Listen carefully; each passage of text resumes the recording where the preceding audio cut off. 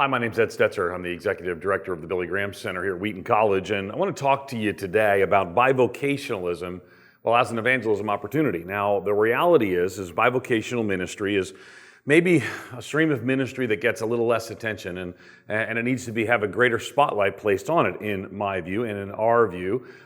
Typically, we think of bivocationalism as a smaller church that can't support a full-time pastor, which I don't think is always a true description of the situation. Sometimes a pastor chooses to have a job outside of vocational ministry for a variety of reasons, but regardless of the why in each case, it really can be a great opportunity for evangelism. That's what I'm going to focus on in this session today. Now, again, there are certainly reasons that you might want to be vocational. We're not certainly anti-vocational ministry, but the reality is so when we look around movements around the world, there's a definite connection to bivocationalism. If we're going to see rapid growth and large numbers of conversions, historically we've seen the same thing. I have an article now out in the American Baptist Quarterly, which is a Duke University hosted journal, where I actually look at bivocationalism on the Western frontier from 1795 to 1810. Both Methodists and Baptists really saw this massive expansion and this really just movement of God through bivocational ministry. William Warren Sweet, the well-known historian, spoke of the Baptist farmer preacher. You've probably heard of the Methodist circuit rider, but what you may not know is the Methodist circuit rider worked with the local class leader who was functionally a bivocational pastor. So that's centuries ago, but what about today? Well, still today, actually, this is the case. Now, the numbers of bivocational pastors are really impossible to tell. You say, well, I've heard different numbers. Well, the numbers come from different places. Some denominations release, and they might say their number of credentialed ministers who are bivocational is so-and-so. Sometimes you're in lower church denominations that don't even have a record of their credentialed ministers. So I've seen estimates from 33%, about a third, to about 50%, and it could be higher than 50%. Here's why. Because many bivocational pastors are working and serving, and you've never heard of them. They're not in anybody's role. They're not credentialed through any denomination. They're in the America and the world's inner cities. They're planting churches in Vancouver. They're planting churches in the central business district of Sydney. They're doing their ministry around the world. I remember going to Johannesburg and seeing just place after place of people who were working one job but also were in bivocational ministry. So this is perhaps an underestimate. We don't know, but the reality is there's a great interest in this. There should be a greater spotlight, and we're trying to help shine that here. And ultimately, bivocational ministers have made and continue to make a substantial difference. Why? Well, let's talk some about the dynamics, right? Let's talk about the dynamics of the situation. Well, first, proximity is a key issue that bivocational ministry creates. Evangelism can be described and defined as winning or revival of personal commitments to Christ. So if that's what evangelism is, we talk about this. A key issue is proximity. You have to be near people to share the gospel with people. And in a work environment, you're actually very close. Matter of fact, some people have talked about the 1040 window, and we need more emphasis on the 1040 window globally. That's a missions term. But some people have talked about the 9 to 5 window, where this opportunity where a lot of Christians are in close proximity to people who don't know Christ and can actually have the opportunity to share the good news of the gospel with others. And so it is with bivocational ministry.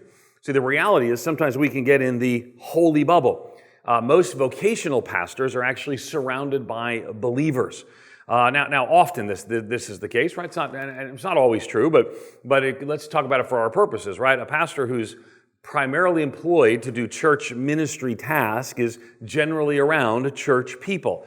Now, this isn't to say that people who are church can't be without Christ. It isn't to say that pastors can't intentionally engage their neighbors. They should, but it can become a holy bubble with the majority of ministry and the majority of ministry time being focused on encouraging and teaching and correcting and discipling, and those things are essential. Those are descriptions of the responsibility of a pastor. And good pastors will be careful not to get lost in that bubble. They'll put themselves in situations or places where they naturally intersect with others. But it's a workaround for the bubble, right? The bubble does exist, and it reflects the need for us to, work around it. But the reality is when you're a bivocational pastor, the situation's changed. Now, let me just say to myself, I don't generally describe myself as a bivocational pastor, though until recently I was planting a church in Tennessee and then serving as an interim at Moody Church in Chicago. But I was the lead pastor of the church in Tennessee, but I didn't generally describe myself as bivocational. I was a volunteer, I didn't take any pay, but I did function as the lead pastor. So why then am I not describing myself as bivocational? Because I was still in the bubble, right? So I worked at Lifeway, or I worked at Wheaton, and then I did these things. But I've been a bivocational pastor. I've been a bivocational pastor where I was a contractor. I primarily blew insulation, but did rehab of houses in the inner city of Buffalo, New York. I ran a crew, or ran a team, and in doing so, I had more opportunities to interact with other people who didn't know Christ in that time serving as a bivocational pastor than in most of the times I've actually served in ministry. So it doesn't just end there. How do we look at the perception of, well, the way we see pastors, right? The way pastors are seen. A lot of people don't know Christ, have a very limited interaction with pastors. As a matter of fact, they may see pastors sort of caricatured on TV programs and may not know an actual pastor. Sometimes they might have a certain level of respect for the pastor. Sometimes they don't have that at all. But the reality is for most people, their experience and knowledge of what a pastor is far removed from the reality. Most people don't see pastors working hard. Most pastors, I keep saying it's wrong. Most people don't see pastors engaging in the lives of other people. Now they may imagine that a pastor preaches more from ideas than from experience, or kind of that a pastor's far removed from temptation or struggle or office politics or more. Maybe they don't see pastors cry, pray, or even share the gospel outside of the pulpit. So the idea is that bivocational ministry helps people to see what pastors are like in the real world, right? So that the person behind the pulpit maybe sometimes they perceive doesn't really know what real life is like. And again, let's not even talk about what the televangelism, what people see about televangelism and what perception they have that flows from that as well. So what happens is that this changes perception of unchurched people towards pastors. But let me also say it goes both directions, right? There's a perception issue going the other way, right? Many pastors don't develop relationships with people who don't go to church. And sometimes I've been around pastors and they just talk weird and they're talking all the time about this or that. And it's, well, my walk with the Lord, and if the Lord wills, and we'll praise God. And normal people just don't interact that way. And so pastors sometimes don't have interaction with normal people, right? So they don't talk about sports, they don't talk about TV shows that maybe other people are watching. And so what happens is they get isolated and really unable to engage. I got to tell you, I don't know many bivocational pastors who are so isolated they can't engage people around us, right? So, but again, it helps us to see unchurched and people who are not Christians differently because of such, right? So okay, so we've looked at perception. Let's not stop there. Let's continue to kind of walk through, because we've looked at some of the dynamics. We looked at proximity. We looked at perception. Let's look at purpose, right? So we looked at proximity. We looked at perception. Let's look at purpose. So purpose here. So now sometimes pastors do place a distance between themselves and their people. Some are more aloof. Sometimes pastors are more comfortable spending time in Leviticus than spending time in Levi's with their lost neighbors. But quality pastoring requires a lot of time doing things people don't see. So people can maybe not see sometimes the energy it takes to shepherd a congregation well. And you know that because if you're serving in a bivocational way, you know how difficult that can be, right?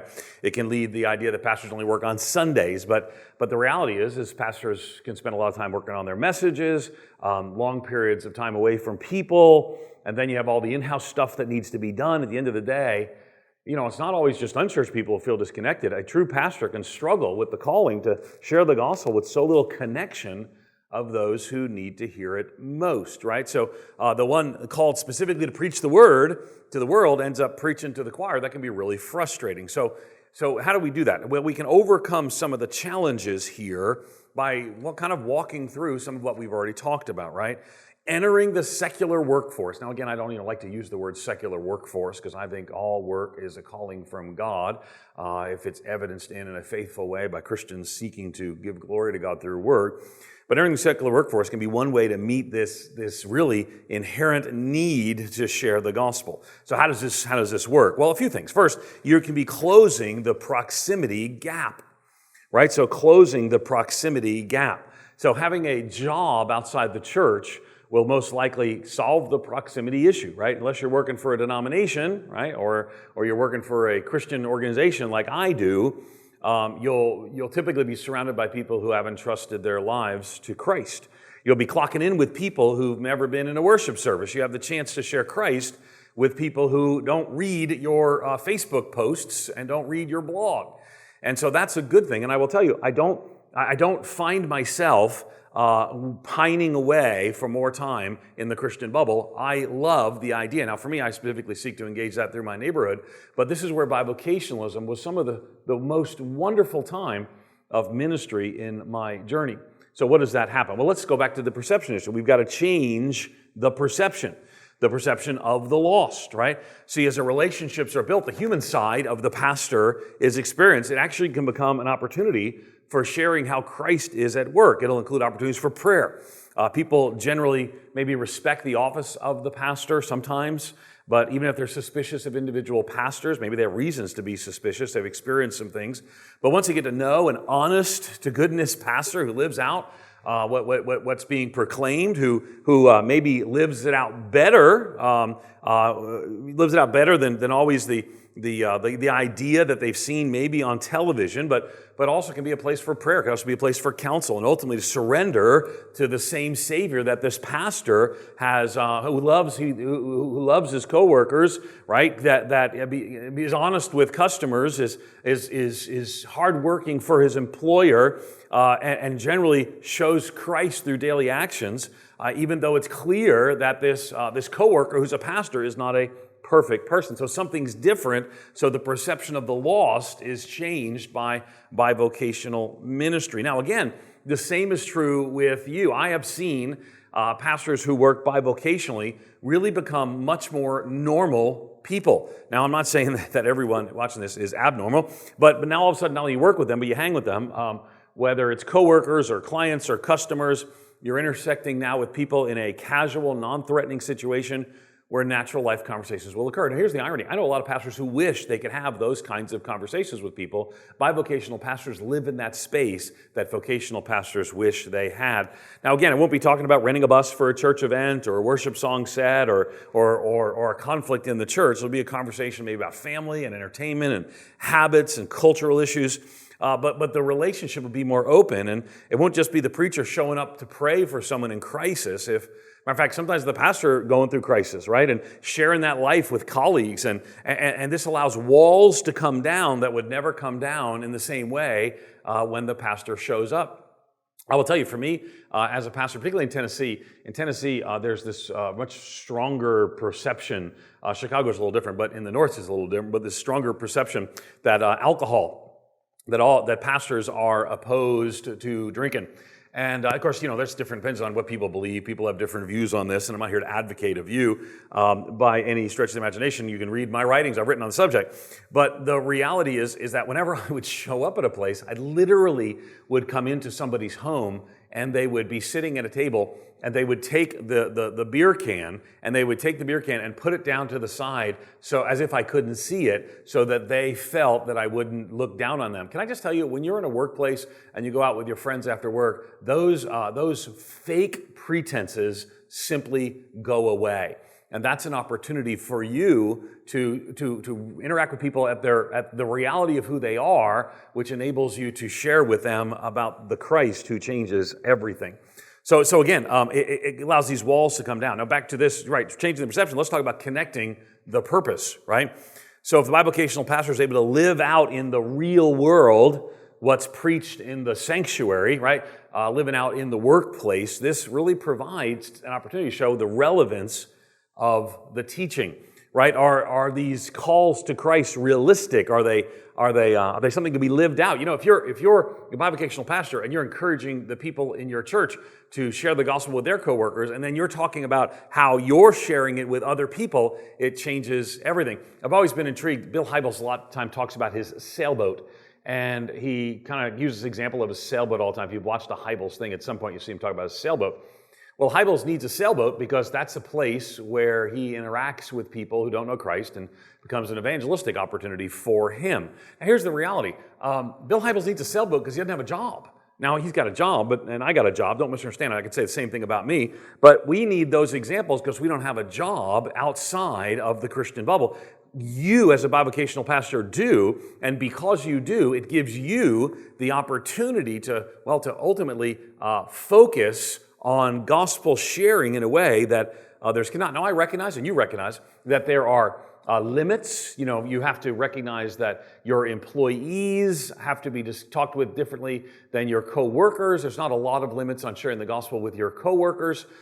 There's not a lot of limits to sharing the gospel with your boss and your supervisor. There's always the openness to be, matter of fact, there's actually helpful resources on this about how much you can share the gospel at work, including some that have been put out by Christian organizations that have done so in partnership with groups that tend to be pretty anti-typically Christian engagement, but they kind of say, the workplace is not a conversation-free zone, and if people are having conversations about the water cooler, so can you, including about the good news of the gospel. So another thing, too, is you get a lot of examples. Bivocational ministry is a wonderfully rich time to gain examples. I still remember working our crew and running our crew when we were blowing insulation and rehabbing houses.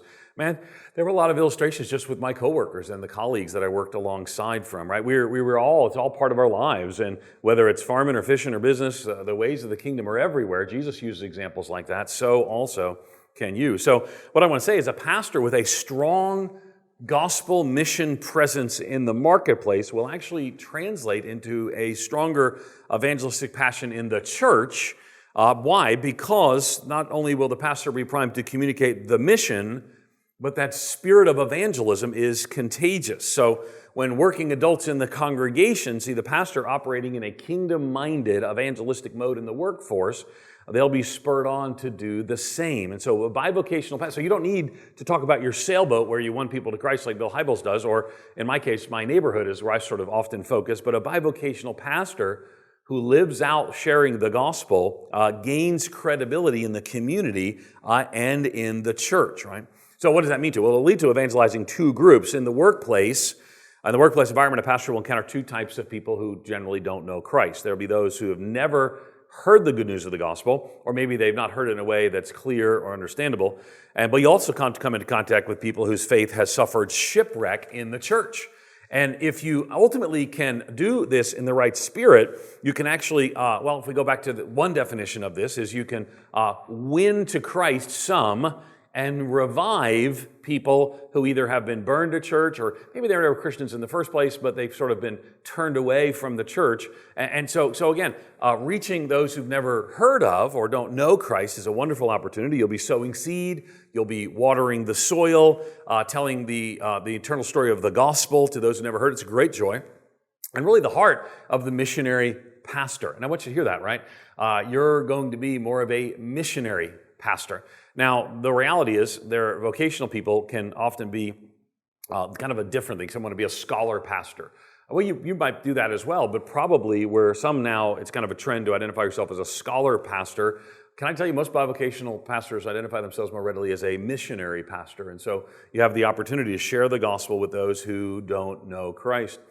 But also, you have a unique opportunity to share the gospel with those who've been burned by the church, the D-church. Now, where I live in Chicago, we find less of that. Most of the people we now reach are actually people who don't have a church background. But when I lived in Tennessee, there were a lot of de-churched people.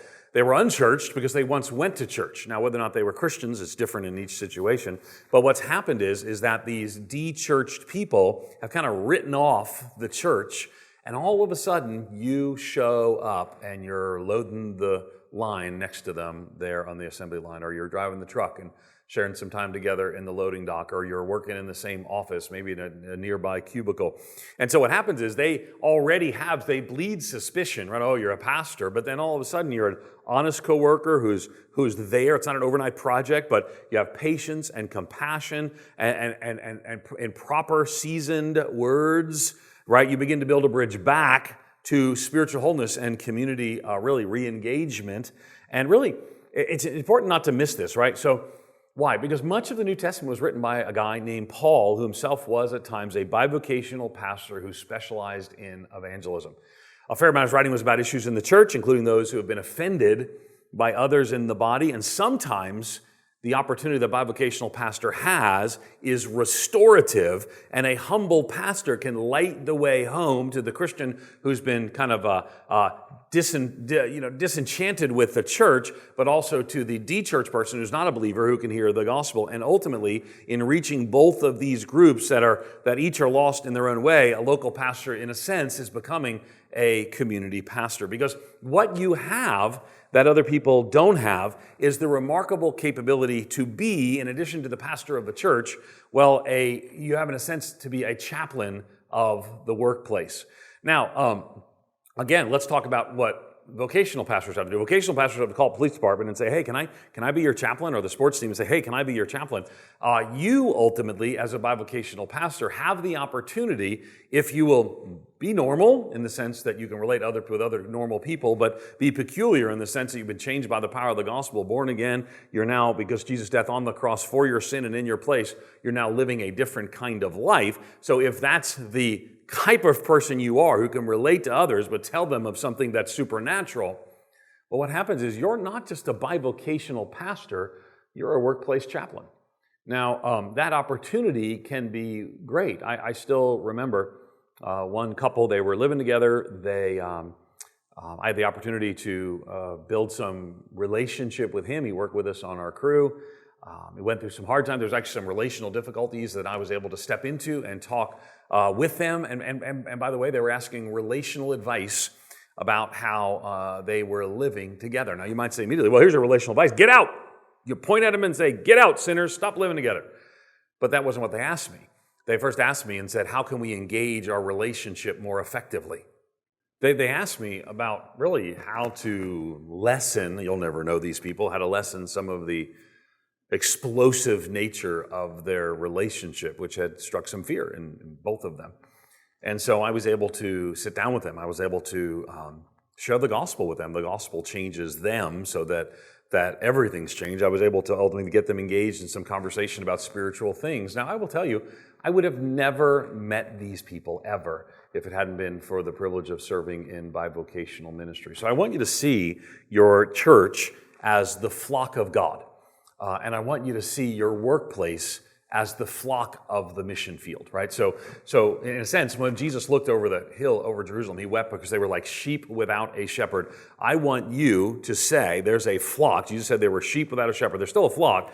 They were a shepherdless flock. Now, your job is to shepherd the flock that is the church that you serve. So you're serving this church bivocationally. You have a role. It's described in Ephesians 4. Bivocational ministry means you're going to have to serve differently. Others throughout this course are addressing that. You're going to have to serve differently. My task is specifically to address evangelism. So what I would say to you is to go to the shepherdless flock that is your office place or your factory or your assembly line or your loading dock or whatever it may be, to go to that shepherdless place and tell them two things. Number one, that you are there to serve them, because you'll find that you have opportunities at water coolers and you have opportunities, most workplaces are not an 8-hour day of non-communication with the people. There are some, and I get that.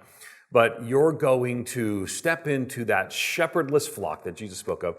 They were like sheep without a shepherd. You're going to be a workplace chaplain for them, and you're going to see that as a ministry. Now, here's what's interesting.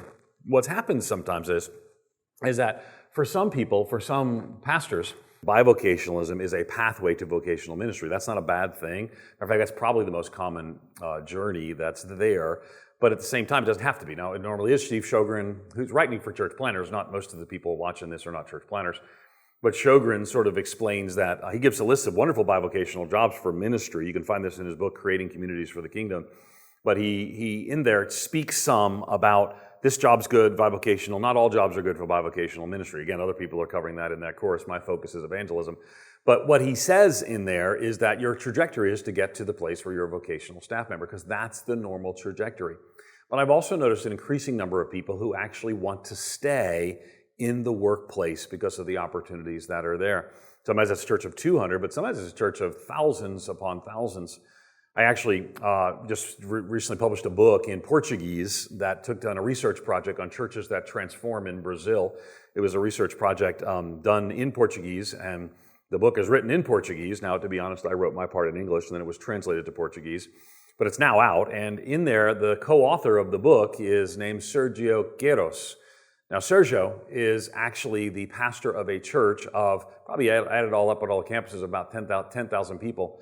But he's also, it's kind of hard to explain because we don't have the same structures here where I live, but it's like a federal court judge or a federal tax attorney working for the government. So he works for the government as well. So he has a full-time job working for the government in addition to being the senior pastor of a church with maybe 10,000 people engaged and involved. And one of their rules is that everyone who teaches needs to be in some other vocation other than this to model that to the congregation. I believe in years to come, more and more people will choose to do that. And I know what you're saying. You're saying, Ed, that would be a hard choice because it is hard, and I get it. I get it. Now, this is why I don't generally call myself a bivocational pastor, though sometimes people do, is because I can prepare my messages when I'm on a plane to a speaking event, right? And you don't get to do that. You're working at the post office all day, and you go home and you're tired, and you want to be with your family and love your family, and so you're all of a sudden finding yourself tired, and so again, I think it devalues the hard work that you do. Really as a bivocational leader and bivocational pastor. And by the way, we recognize just the blessing that you would give us to allow us to speak into your busy schedule. And hopefully, as you've taken this course, there are some areas to make it more effective and efficient in your role. But let me say this. When it comes to sharing the gospel, the reason some have said, I'm going to stay bivocational is the gospel sharing opportunities are so evident, are so prevalent, and are so ongoing that they say, I want this opportunity not to go away. See, in a sense, you're becoming the community pastor. You're the pastor of the church of God, and you're the chaplain, the community pastor of that context. Now, as you know, that means balance is a challenge. Now, again, my focus is not balance. Other people will talk about that. But ultimately, a pastor who enters the workplace with evangelism in mind would likely find success. But first and foremost, you just got to be good at what you do. Now, others are going to talk about this, right? But I want you to be the best employee that they have. And by the way, sometimes being the best employee at some jobs requires 70 hours a week, so those are not good bivocational jobs. You can't do those jobs and pastor well. But a job where you have a set time, when you have certain expectations, you can meet and exceed those expectations, but then you can use your good reputation. They might see your good works and glorify your Father in heaven. It's not quite what the writer's saying, but close. They might see your good work and ask about your Father who is in heaven. I think I just made up a scripture verse, so please forgive me. But it can be easier, ultimately, to minister and share the gospel in those kind of settings. So listen, I think ultimately the opportunity for evangelism in the bivocational realm is great because you end up with the church's lead missionary working in the same fields as the co-laborers. Don't miss that, right? The church's lead missionary. Remember, you're a missionary pastor. I get you can be a scholar pastor, a lot of other things, but you're a missionary pastor now working in the same field as the co-laborers in your church that you're training for the same. So remember, having an outside job is not a primary way to get people to come to your church, but ultimately introduce them to Jesus, because they might be in other churches as well. But as you spend time in the field, you can help bring clarity to the mission, enhancing your ability to communicate it even better as you preach and share with your people that they too are called by Jesus to show and share the love of Jesus in a broken and hurting world. Now, if you're bivocational, you know there's a lot of broken and hurting people in the workplace, just a lot of broken people in your neighborhood, and a lot of broken and hurting people in your church. So let's take the opportunity through bivocational ministry to show and share the love of Jesus by being a strong employee that people look at and say, that person is of character and of hard work ethic and more, and then being the person who around the water cooler, who across from the kiosk to the other kiosk, or the cubicle to the other cubicle, or even on the loading dock at work, builds relationships and shares the love of Jesus, because that love of Jesus has changed them. Thanks for taking the time to walk with us on this journey. Thanks for taking this course. And I hope this exhortation towards evangelism might help you to see the opportunity. Jesus said, as the Father has sent me, so send I you. A lot of vocational pastors are sitting around their offices saying, Jesus, help me to figure out where I'm sent, because as the Father has sent me, so send I you. If you're a bivocational pastor, you already know. Just claim your identity as part of the missionary pastor who's serving and ministering in the community where God has sent you, the workplace, so that his name and his fame would be more widely known there and around the world.